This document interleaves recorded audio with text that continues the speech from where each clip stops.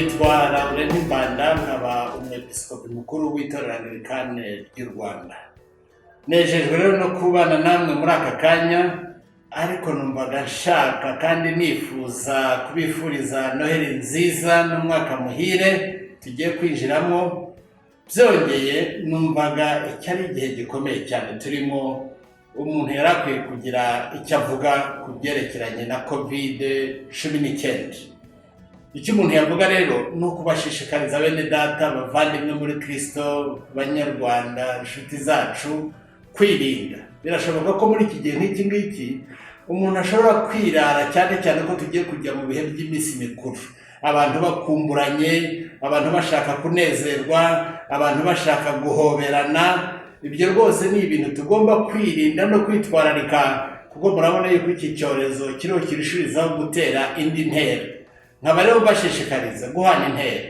Dufite amagambo meza ava muri Luka igice cya 2:10.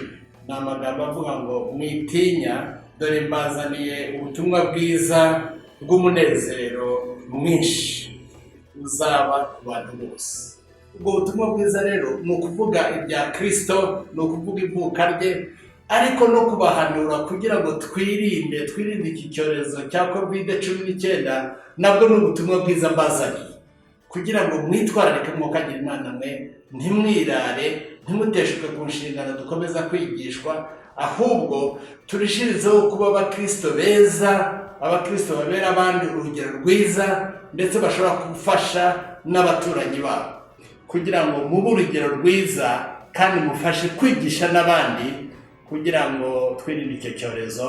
Ntako leta yacu itagize, twabonye ubutumwa bwinshi, reka tubukurikize kugira ngo turangize umwaka neza, twinjire mu wundi, turwanye iki cyorezo cya COVID-19.